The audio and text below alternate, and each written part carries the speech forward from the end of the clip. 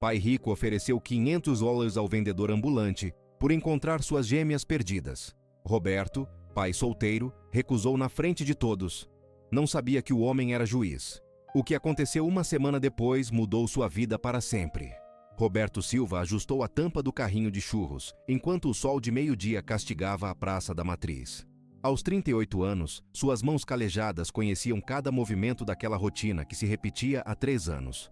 Acordar às 5 da manhã, preparar a massa, aquecer o óleo, empurrar o carrinho pesado por 6 quarteirões até o ponto que conseguira com tanto esforço. O movimento do horário de almoço era sagrado. Eram nesses momentos que garantia o dinheiro para o aluguel e para manter Guilherme, seu filho de 12 anos, na escola particular que conseguira com uma bolsa parcial. O barulho da fritadeira se misturava com as conversas dos office boys e funcionários que desciam dos prédios comerciais em busca do almoço. Roberto conhecia muitos pelo nome, sabia quem gostava do churros doce, quem preferia salgado, quem sempre pedia extra canela. Essa proximidade com os clientes era seu diferencial, o que o fazia preferido entre os vendedores da região. Mais importante que isso, era trabalho honesto, digno, que permitia olhar no espelho todas as manhãs, sabendo que estava dando o melhor para criar o filho, depois que a esposa os deixou. Foi quando estava entregando uns churros para a Dona Maria, que trabalhava no cartório ali perto, que ouviu o choro. Não era um choro qualquer, era aquele desespero agudo de criança perdida que todo pai reconhece instantaneamente. Roberto sentiu o estômago apertar antes mesmo de ver de onde vinha o som. 2 meninas pequenas, gêmeas idênticas de uns 6 anos, estavam paradas próximas ao chafariz central da praça, abraçadas uma na outra, chorando copiosamente. Vestiam roupinhas caras, tinham os cabelos presos em rabichinhos perfeitamente alinhados e carregavam mochilas de marca que Roberto reconheceu das vitrines das lojas onde nunca entrava. Claramente, eram crianças de família com condições financeiras muito diferentes da sua. Mas ali, naquele momento, eram apenas 2 meninas assustadas que precisavam de ajuda. Roberto olhou para a fila que se formava em sua barraca. Eram quase 12:30, o auge do movimento. Cada minuto que perdesse representava dinheiro que não entraria no bolso, vendas que não aconteceriam. O aluguel vencia em uma semana, e ele ainda estava curto de quase R$200. Guilherme precisava de material escolar novo, e a mensalidade da escola particular, mesmo com a bolsa, comprometia boa parte do orçamento apertado. Mas quando as meninas levantaram os rostinhos molhados de lágrimas, e uma delas disse: "Tio, você viu nossa mamãe?", Roberto não teve dúvida sobre o que fazer. Pediu para o seu João, que vendia café ali perto, ficar de olho na barraca por alguns minutos e se aproximou das crianças com um sorriso gentil que reservava para o próprio filho. "Vocês estão perdidas, né, princesas? Como vocês se chamam?", perguntou agachando-se para ficar na altura delas. As meninas se apresentaram como Ana Carolina e Ana Júlia, nomes que confirmavam a impressão inicial sobre a origem social da família. Contaram que estavam passeando com a mãe quando correram atrás de um cachorrinho, e quando se deram conta, não conseguiam mais encontrá-la. Roberto sentiu o peso da responsabilidade. Não podia simplesmente deixá-las ali, mas também sabia que cada minuto longe da barraca significava prejuízo real. Olhou para a fila que já se dispersava, viu alguns clientes regulares indo embora para outros vendedores. O nó no estômago apertou, mas a imagem de Guilherme nessa mesma situação, perdido e assustado, foi mais forte que qualquer preocupação financeira. "Vamos procurar a mamãe de vocês, tá bom? Mas primeiro vamos comer alguma coisa para vocês ficarem mais fortes." Roberto voltou à barraca, preparou 2 churros doces e entregou às meninas, que pararam de chorar pela primeira vez em 20 minutos. Desligou o equipamento, cobriu a barraca com a lona e estendeu as mãos para as 2. "Agora vamos encontrar sua família." O que Roberto não sabia era que essa decisão simples, tomada pelo coração de pai que conhecia o valor de cuidar de uma criança, estava prestes a mudar sua vida de uma forma que jamais imaginaria. A busca começou metodicamente. Roberto mantinha as 2 meninas sempre próximas, uma de cada lado, enquanto percorriam a praça em círculos cada vez maiores. Ana Carolina era a mais falante. Contava que morava numa casa grande com piscina e que o papai trabalhava num lugar com muitos livros. Ana Júlia, mais tímida, segurava firme na mão de Roberto e de vez em quando perguntava se iam mesmo encontrar os pais. A cada pessoa que abordava, Roberto explicava a situação com paciência. Mostrou as meninas para os outros vendedores ambulantes, perguntou aos seguranças dos prédios, conversou com quem estava sentado nos bancos da praça. Alguns olhavam com desconfiança, Um homem simples, com roupas de trabalho, acompanhado de duas crianças visivelmente de classe social diferente da sua. Roberto percebeu os olhares, mas manteve a postura serena. Sabia que estava fazendo a coisa certa. Depois de 40 minutos de procura, quando já cogitava procurar uma delegacia, ouviu gritos desesperados vindos da entrada da praça. Um casal bem vestido corria em direção a eles. A mulher de cabelos loiros impecavelmente arrumados, vestindo roupas caras, e um homem alto, de terno mesmo no calor da tarde, com uma postura que irradiava autoridade.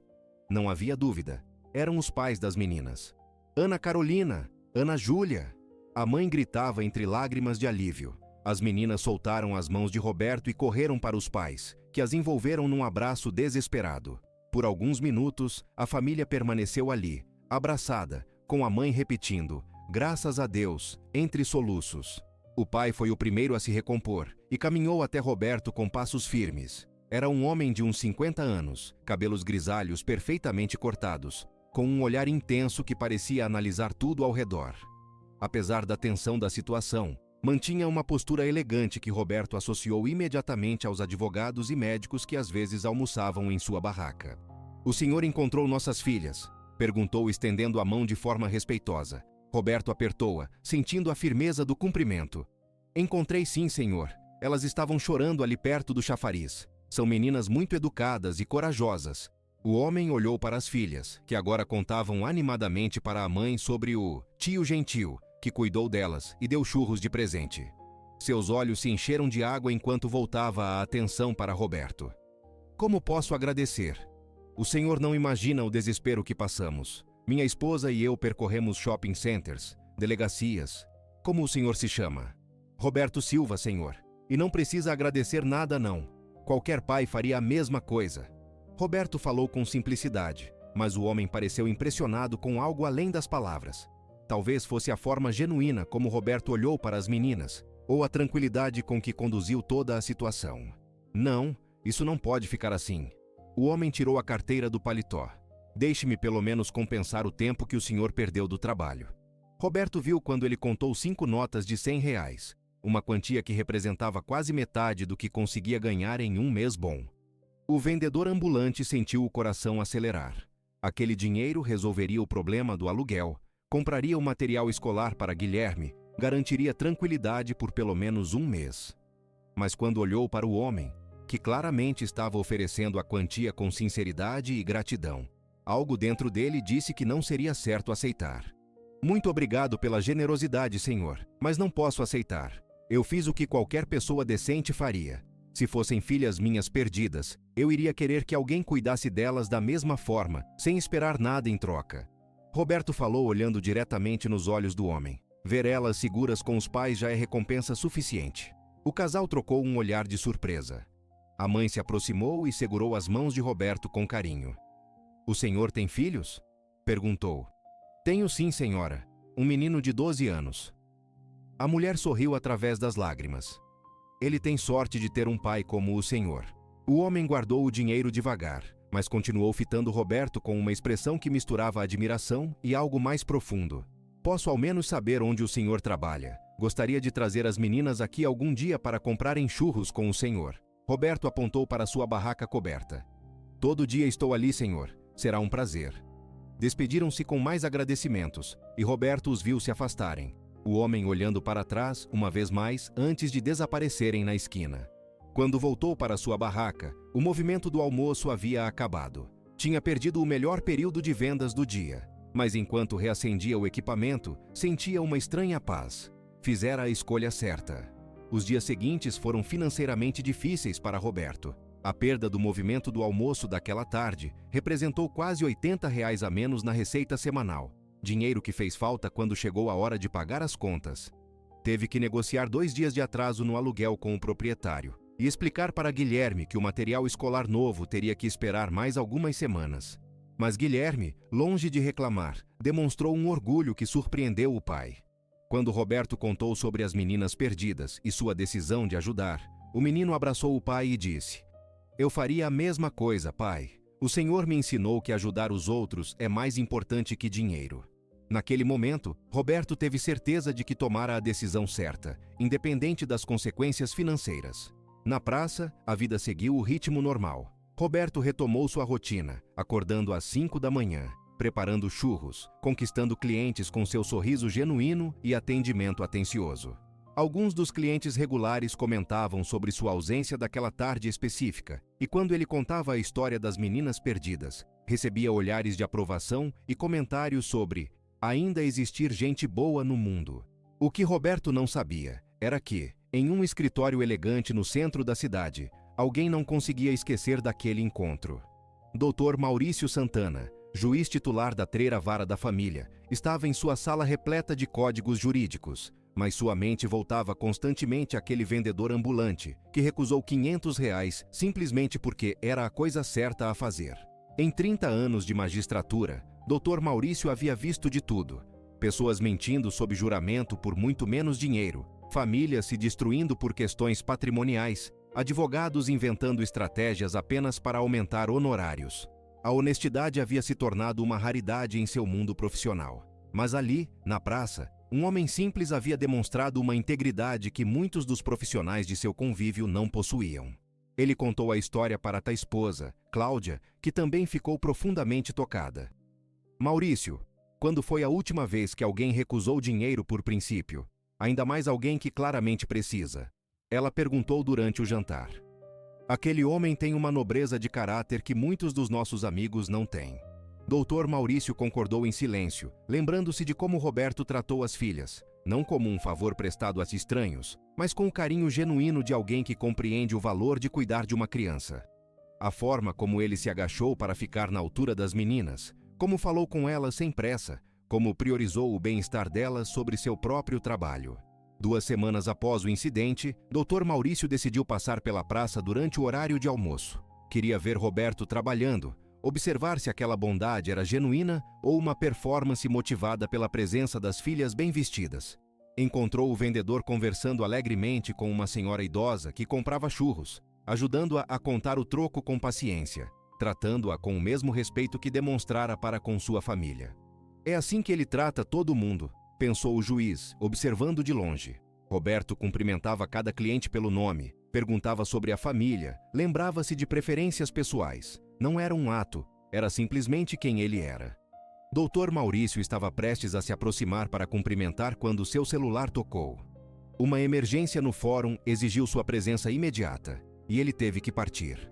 Mas guardou na memória a imagem de Roberto trabalhando com dignidade, transformando um trabalho simples em algo nobre através de sua postura e caráter.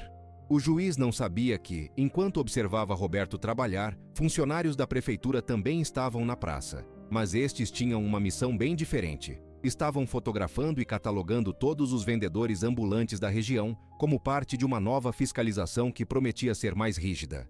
Roberto, concentrado em atender seus clientes e alheio a qualquer observação externa, continuava sua rotina diária.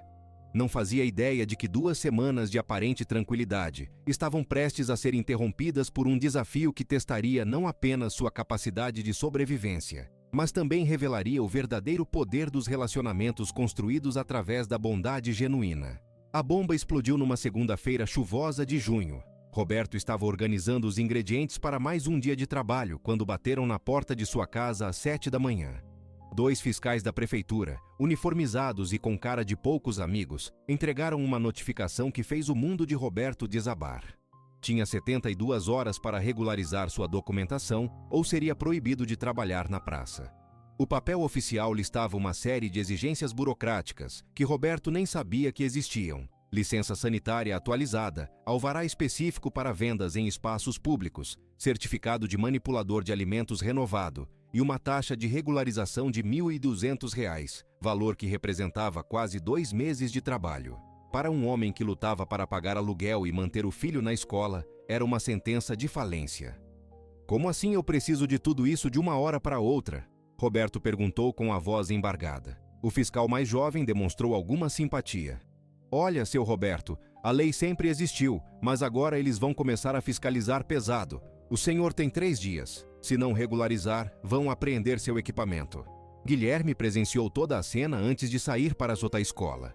Viu o pai ler e reler aquele papel, passando as mãos pelos cabelos numa angústia que tentava esconder. Vai dar tudo certo, pai. disse o menino, abraçando Roberto antes de partir. O senhor sempre dá um jeito. Mas desta vez, Roberto não sabia como dar jeito. Correu atrás de toda a documentação. Descobriu que alguns processos demorariam semanas para ficar prontos, outros custavam muito além do que poderia pagar. A licença sanitária exigia uma vistoria que só aconteceria em 15 dias. O certificado de manipulador de alimentos custava R$ 300 e também demandava tempo. Era um labirinto burocrático aparentemente sem saída. Na terça-feira, tentou trabalhar normalmente enquanto corria entre cartórios e repartições públicas.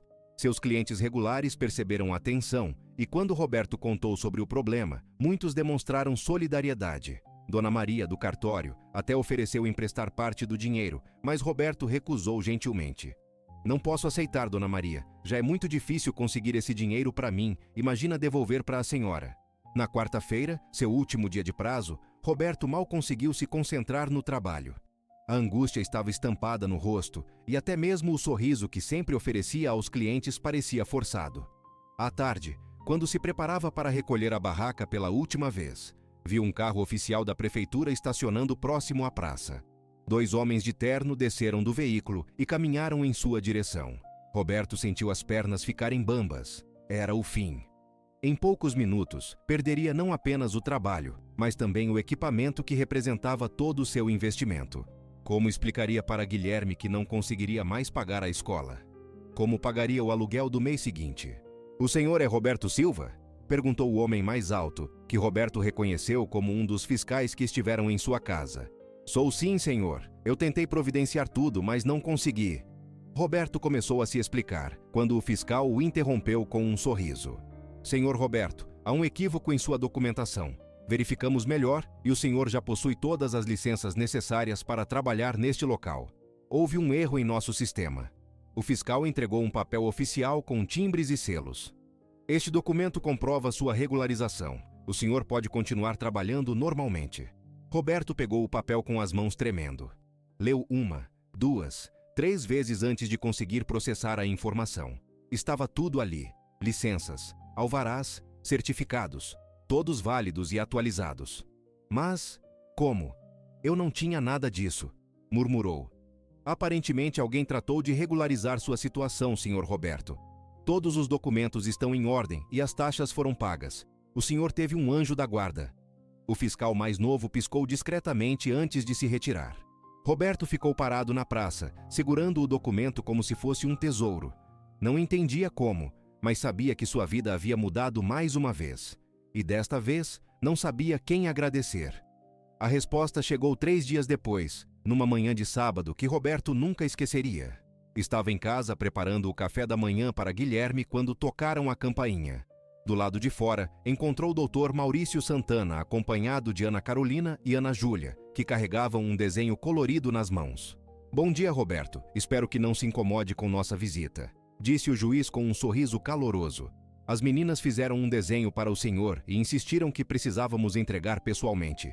Roberto convidou todos para entrar, ainda processando a surpresa da visita. As meninas entregaram o desenho, uma representação tocante de um homem de avental ao lado de um carrinho de churros, cercado por 2 meninas sorrindo. No topo, com letras caprichadas, estava escrito: Obrigada, tio Roberto, por cuidar da gente.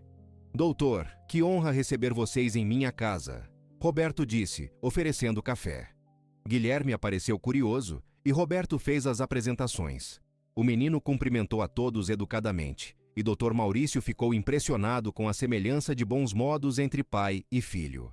Roberto, preciso confessar algo, começou o Dr. Maurício, depois que as crianças saíram para brincar no quintal pequeno. Fui eu quem providenciei sua documentação. Quando soube pelos fiscais sobre sua situação, não pude deixar passar. Um homem com seu caráter não pode ser prejudicado por burocracia. Roberto sentiu um nó na garganta. Doutor, eu não sei como agradecer, mas também não posso aceitar caridade. Não é caridade, Roberto, é reconhecimento. Dr. Maurício se inclinou para a frente. O senhor fez algo por minha família que não tem preço. Mais que isso, demonstrou uma integridade que raramente vejo, mesmo em meu meio profissional. Quando alguém age com honra genuína, merece que o mundo conspire a seu favor. O juiz explicou que, após descobrir sobre os problemas burocráticos através de conhecidos na prefeitura, Usou seus contatos para acelerar processos que normalmente levariam meses. Não quebrei nenhuma regra, Roberto. Apenas garanti que um homem honesto não fosse prejudicado por um sistema lento e complicado. Mas, doutor, isso deve ter custado muito caro. Roberto, deixe-me contar uma coisa. Ontem, julguei um caso em que um empresário tentou subornar um funcionário público com R$ 10.000. Antes de ontem, vi um advogado mentir descaradamente para beneficiar um cliente que nem precisava. Todo dia vejo pessoas sem escrúpulos ganhando vantagens. Dr. Maurício fez uma pausa. Quando encontro alguém como o senhor, que age certo mesmo quando ninguém está olhando, tenho a obrigação moral de garantir que essa bondade seja recompensada. Roberto permaneceu em silêncio, emocionado. Guilherme voltou correndo para dentro de casa. Pai, o doutor falou que o senhor é um herói, que cuidou das filhas dele. Dr. Maurício sorriu e se dirigiu ao menino. Seu pai é um exemplo de homem, Guilherme. O senhor tem muito orgulho de ter um pai assim, né? Tenho sim. Meu pai sempre fala que fazer o certo é mais importante que ganhar dinheiro. Naquele momento, Dr. Maurício entendeu completamente de onde vinha a integridade de Roberto. Não era um ato isolado. Era um valor passado de pai para filho. Uma forma de viver que se tornara cada vez mais rara. Antes de ir embora, o juiz deixou mais uma surpresa. Roberto, tenho um amigo que está organizando um evento beneficente na semana que vem. Precisa de fornecedores de comida. Se tiver interesse, posso indicá-lo. É uma oportunidade de expandir o trabalho. Roberto aceitou com gratidão, mas foi Dr. Maurício quem saiu dali se sentindo privilegiado. Conhecer pessoas como Roberto restaurava sua fé na humanidade. Provava que ainda existiam homens que fazem o certo simplesmente porque é certo, e que essas pessoas merecem ter o mundo conspirando a seu favor. Na praça, na segunda-feira seguinte, Roberto trabalhava com um sorriso ainda mais largo. Sabia que a dignidade sempre valeria mais que qualquer recompensa financeira. 6 meses depois, Roberto expandiu seu negócio para 3 pontos diferentes da cidade. O evento beneficente indicado pelo Dr. Maurício abriu portas que ele jamais imaginara possíveis. Sua reputação de integridade e qualidade se espalhou, conquistando contratos fixos com escritórios e eventos. Guilherme continuou na escola particular, agora com mais tranquilidade financeira, mas principalmente com um exemplo de pai que nunca precisou abrir mão de seus princípios para prosperar. O menino frequentemente ajudava Roberto nos fins de semana, aprendendo que trabalho honesto e caráter íntegro são a combinação mais poderosa que existe. Ana Carolina e Ana Júlia se tornaram clientes especiais, aparecendo com os pais na praça pelo menos uma vez por mês. Dr. Maurício e Roberto desenvolveram uma amizade genuína, baseada no respeito mútuo e na certeza de que, independente da posição social, a bondade sempre reconhece a bondade. Roberto descobriu que fazer o certo não apenas alimenta a alma, às vezes alimenta o destino também. E que um pai que ensina através do exemplo está construindo um legado muito maior que qualquer herança financeira.